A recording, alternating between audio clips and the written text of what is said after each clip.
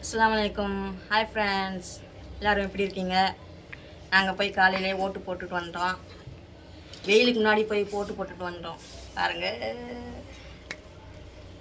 வரும்போதே சிக்கன்னு, கொத்தமல்லி, புதினா எல்லாமே வாங்கிட்டு வந்துட்டோம். நீங்களும் சீக்கிரமாக போயிட்டு ஓட்டு வெயிலுக்கு முன்னாடி போய் ஓட்டு போட்டுட்டு வந்துடுங்க. சிக்கன் வாங்கிட்டு வந்து பிரியாணி சமைச்சு என்ஜாய் பண்ணுங்க, ஜாலியாக இருங்க. ஆமாம், நாங்களும் இன்றைக்கி சமைக்க போகிறோம். ஆனால் என்ன சமைக்கிறதுன்னு தான் தெரியல. சிக்கன் வாங்கிட்டு வந்துட்டோம், புதினா கொத்தமல்லியெல்லாம் வாங்கிட்டு வந்துட்டோம்.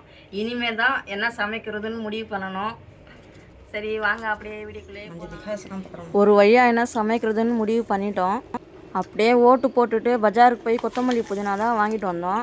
நாங்கள் கொத்தமல்லி 10 ரூபாய்க்கு, புதினா 10 ரூபான்னு கேட்டால் அவங்க எல்லாமே எடுத்து கொடுத்துட்டு 10 ரூபா தான் வாங்கினாங்க. கேட்டால் 10 ரூபாய்க்கு தான் கொடுத்தேன்னு சொன்னாங்க. எங்களுக்கு தான் ஆச்சரியம் தாங்கலை. 5 ரூபாய்க்கு புதினா, 5 ரூபாய்க்கு கொத்தமல்லியா, இவ்வளோ கொடுக்குறாங்களா அப்படின்னு திரும்ப திரும்ப அது கொசுறு வேறு, கருவேப்பிலை இவ்வளோ கொடுத்தாங்க. அதுவே 10 ரூபாய்க்கு வாங்குவோம் நாங்கள். புதினா கொத்தமல்லியெல்லாம் நான் கிள்ளி எடுத்து வச்சுட்டேன். இவர் வெங்காயம், தக்காளி அது எல்லாமே கடகடன்னு கட் பண்ணி கொடுத்துட்டாரு. வெளியே உட்காந்தே எல்லாமே நாங்கள் கட் பண்ணிவிட்டு ரெடி பண்ணிக்கிட்டு தான் அடுப்பாண்ட போனோம். இல்லைன்னா அடிக்கிற வெயிலுக்கு அப்படியே வெந்துடுவோம். நான் என்ன சமைக்க போகிறேன்றதை முதல்ல சொல்லிடுறேன். குஷ்காவும் சிக்கன், உருளைக்கிழங்கு போட்டு குருமா தான் செய்ய போகிறேன். பிரியாணி தான் எப்போவுமே செஞ்சு சாப்பிட்றோமே, எப்பாவது ஒரு தடவை நம்ம பகாரியா சோறு குருமாவும் செஞ்சு சாப்பிட்லாம் அப்படின்னு.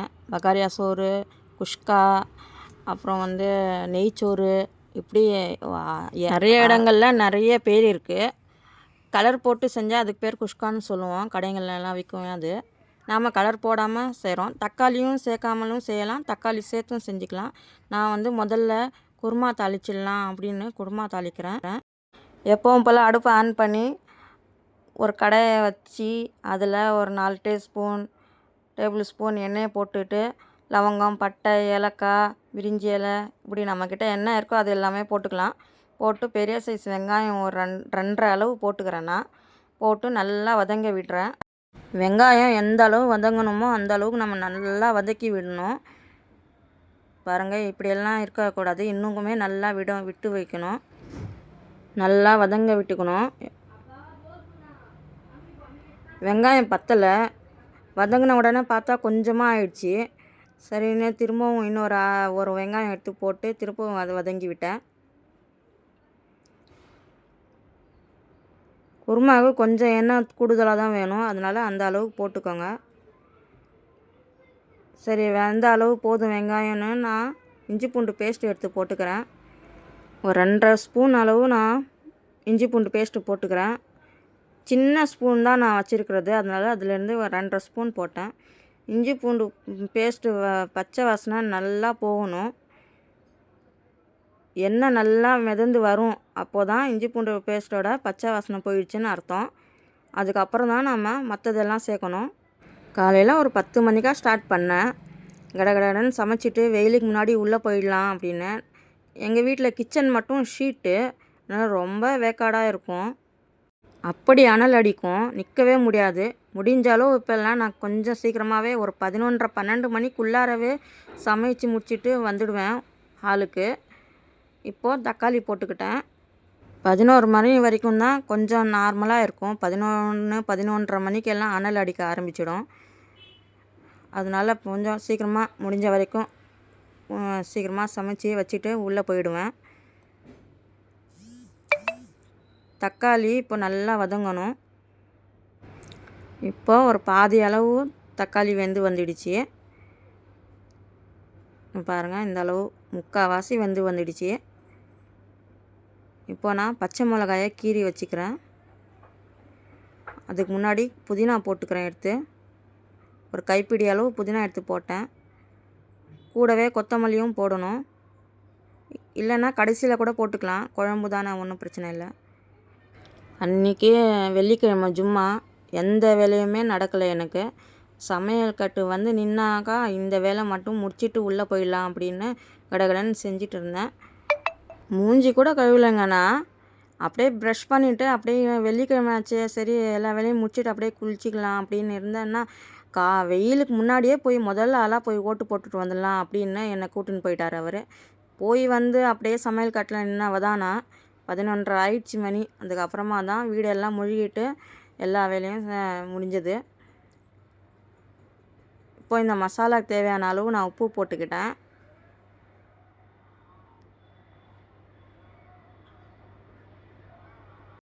அப்பப்போ நம்ம மூடி எடுத்து மூடி வச்சுக்கலாம்.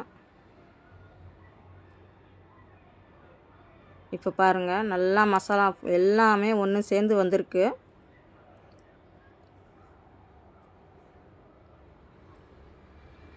எல்லாமே சேர்ந்தாச்சு மசாலா எல்லாமே.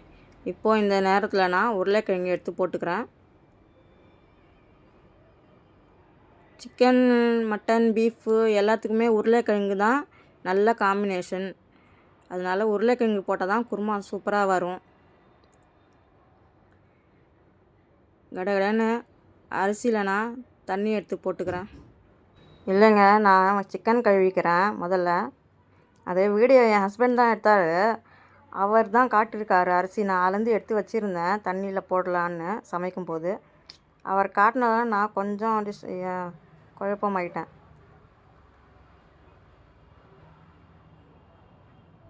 சிக்கன் நல்லா நான் கழுவி எடுத்துக்கிறேன் க்ளீன் பண்ணி. அதுக்கப்புறம் போட்டுக்கிறேன் மசாலாவில்.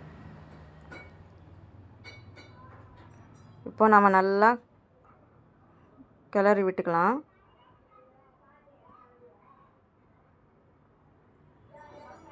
ஒரு 3/4 கிலோ சிக்கன் எடுத்திருக்கேன்.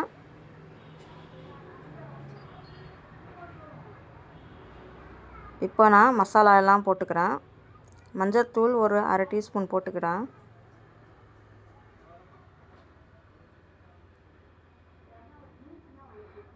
மிளகாய்த்தூள் ஒரு 3/4 டீஸ்பூன் போட்டுக்கிறேன். கொஞ்சம் தூக்கலாக காரமாக இருந்தால் நல்லாயிருக்கும் குருமாவுக்கு. தனியாத்தூள் ஒரு 2 டீஸ்பூன் போட்டுக்கிறேன். சின்ன சின்ன ஸ்பூன் தான். நான் அளவு பார்த்து எடுத்து போட மாட்டேன். அப்படியே ஒரு கண்ணால் அப்படியே பார்த்து எந்த அளவு தேவையோ அந்த மாதிரி தான் போட்டு சமைப்பேன் எப்போவுமே.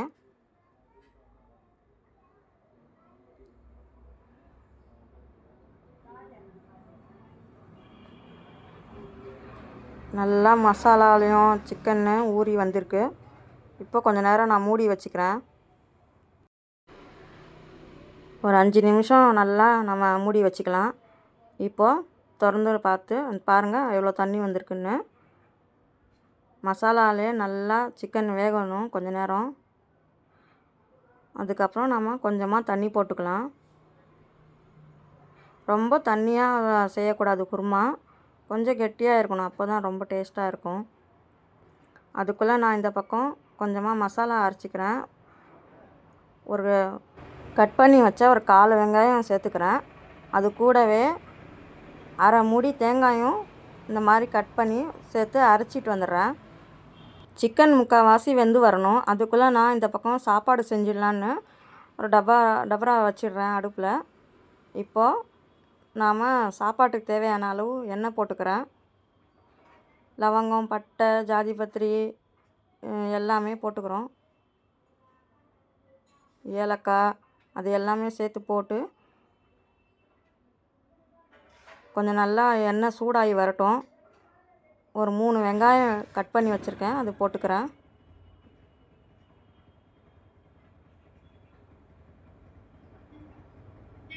வெங்காயம் வதங்கி வர்றதுக்குள்ளே நான் அரிசியை கழுவிக்கிறேன்.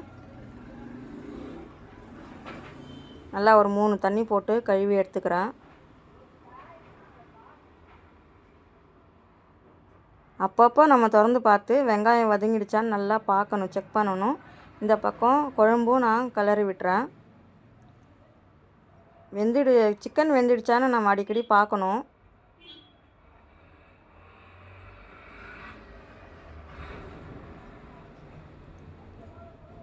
இப்போ பாருங்கள், நல்லா முக்கால்வாசி வெந்து வந்துடுச்சு.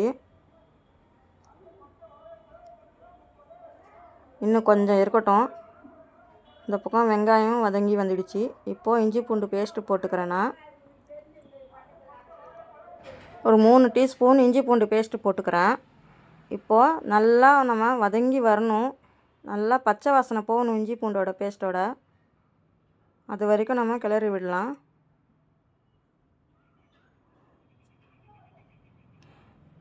இப்போது தக்காளி போட்டுக்கலாம்.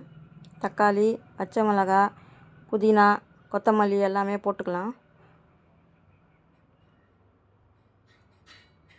அடுத்தது கொத்தமல்லியும் போட்டிருக்கேன், அந்த கிளிப்ஸ் காணோம், மிஸ் ஆயிடுச்சு.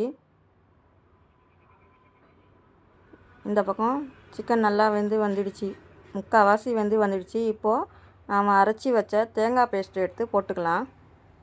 தேங்காய் பேஸ்ட்டு எடுத்து போட்டு அதுக்கு தேவையான அளவு கொஞ்சமாக தண்ணி போட்டு கொஞ்சம் நேரம் அப்படியே நம்ம விட்டுடலாம்.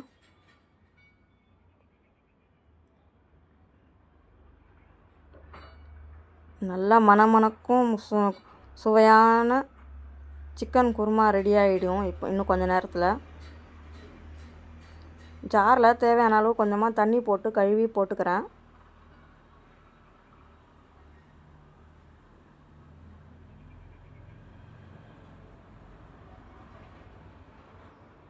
நான் முதல்ல சொன்ன மாதிரி ரொம்ப தண்ணியாக செய்யக்கூடாது.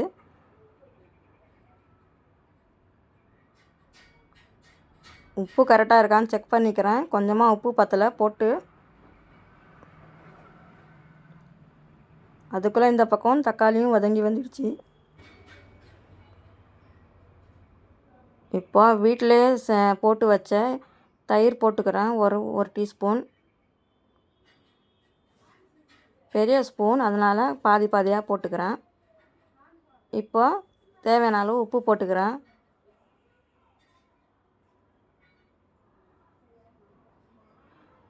மசாலா எல்லாமே வதங்கி வந்துடுச்சு. நான் தண்ணி போட்டுக்கிறேன். 3 கிளாஸ் அரிசி எடுத்திருக்கேன், அதுக்கு 6 கிளாஸ் அளவு தண்ணி போடணும். நான் 5 கிளாஸ் அளவு தான் போட்டு டம் விட்டுருவேன். அவ்வளோதான். மிளகாய் தூள், கலர் பவுட்ரு அது எதுவுமே நம்ம சேர்க்கக்கூடாது. பச்சை மிளகாயோட காரம் மட்டும்தான் இதில் இருக்கும். அவ்வளோதான். ஹையில் வச்சுட்டேன், மூடி வச்சுட்டு இந்த பக்கம் நான் போட்ட குப்பை எல்லாமே எடுத்து பெருக்கிட்டு எல்லாமே க்ளீன் பண்ணிவிட்டு கடகடன்னு எல்லா வேலையும் முடிச்சிட்டேன். வெயில் ரொம்ப இருக்குது, ரொம்ப அனலாக இருக்குது. அதான் சீக்கிரமாக முடிஞ்ச வரைக்கும் எல்லா வேலையும் முடிச்சிடுவேன். அப்பப்போ பசங்க என்ன பண்ணுறாங்கன்னு அப்படி தான் வீடியோ எடுத்துகிட்டு இருந்தார். அவர் தான் வந்து பார்த்துட்டு போயிருந்தாரு. லீவ் விட்டாச்சு. இப்போ என்ன பசங்களுக்கு இந்த பாருங்கள், கேம் விளையாடிட்டுருக்கான்.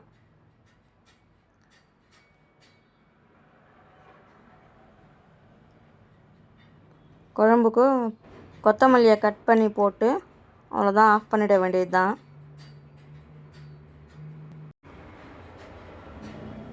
ரொம்ப அருமையான சுவையான சிக்கன் குருமா ரெடி ஆயிடுச்சு. அன்றைக்கி ரொம்ப டேஸ்ட்டாக இருந்துச்சுங்க சாப்பாடு. கடகடன்னு செஞ்சு இருந்தாலும் ரொம்ப சூப்பராக இருந்துச்சு. அவ்வளோதான், ஆஃப் பண்ணிட்டேன். இந்த பக்கம் தண்ணியும் கொதி வந்துடுச்சு. இந்த நேரத்தில் தான் நம்ம உப்பு செக் பண்ணிக்கணும். எப்போவுமே நம்ம தம் வைக்கிற சாப்பாடு எது செய்கிறதா இருந்தாலும், பிரியாணி இந்த மாதிரி எது செய்கிறதா இருந்தாலும் கூடுதலாக உப்பு இருக்கணும். அப்போ தான் சாப்பாடில் கரெக்டான உப்பு நிற்கும். இப்போ அரிசி போட்டுக்கிறேன்னா, மதியத்துக்கு மட்டும்தான் நான் சாப்பாடு செஞ்சேன். நைட்டுக்கு குருமா இருக்குது, பரோட்டா செஞ்சுக்கலான்னு சொல்லிட்டாரு அபி. அவ்வளோதான். இப்போது கொஞ்சம் ஒரு கிளறி விட்டு மூடி வச்சிட வேண்டியது தான். அதுக்குள்ளே நான் எல்லாமே கழுவி மேட்டு எல்லாமே எடுத்து கழுவி அந்தந்த இடத்துல வச்சிடுறேன். டீ வேணும்னு கேட்டார், 11 மணி. அதுக்காக இப்போ நான் டீ தான் போட போகிறேன். டீ போட்டு கொடுத்துட்டேன்னா, பாத்திரம் எல்லாம் கழுவி வச்சிட்டேன்னா அவ்வளோதான், வேலை முடிஞ்சது. 5 நிமிஷத்துக்கு ஒரு தடவை நம்ம இந்த மாதிரி சாப்பாடு கிளறி விடணும்.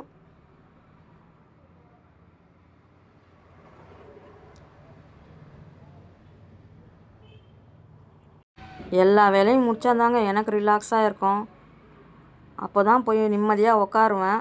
இல்லைனா இந்த வேலை இருக்குது, அந்த வேலை இருக்குது, முடிக்கலையே அப்படின்னு இங்கே வெயிலே அனல்லையே சுற்றிட்டு இருப்பேன். எல்லா வேலையும் முடிச்சுட்டு போகலாம் அப்படின்னு. அதுக்குள்ளே இந்த பக்கம் டீயும் கொதி வந்துடுச்சு. அந்த பக்கம் சாப்பாடும் முக்கால்வாசி வந்துடுச்சு. இதை பாருங்கள், கரெக்டான அளவு. இப்போ தான் தம் போடணும் நம்ம. டக்குன்னு இப்போ நான் தம் போட்டுக்கிறேன். இந்த மாதிரி வேஸ்ட்டான ஒரு தவா எடுத்து அப்படியே வச்சிட்டிங்கன்னா எடுத்து போடாமல் நமக்கு தம் போடுறதுக்கு யூஸ்ஃபுல்லாக இருக்கும். அவ்வளோதான். இப்போ ஒரு 10 நிமிஷத்துக்கு இதுக்கு டிஸ்டர்பே பண்ணக்கூடாது. நான் ஃபுல்லாகவே அடுப்பெல்லாம் சுத்தம் பண்ணிவிட்டு துடைச்சிட்டு பாத்திரம் இருந்தது எல்லாமே கழுவி வச்சுட்டேன். அப்போ தான் எனக்கு நிம்மதியாக இருக்கும்.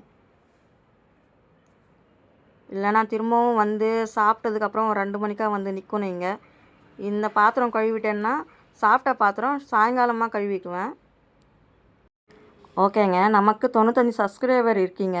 இன்னொரு 5 சப்ஸ்கிரைபர் வந்துட்டிங்கன்னா கேக் வாங்கி வெட்டலாம் அப்படின்னு என் ஹஸ்பண்ட் சொல்லியிருந்தார். அதுக்கு நீங்கள் தான் மனசு வைக்கணும்.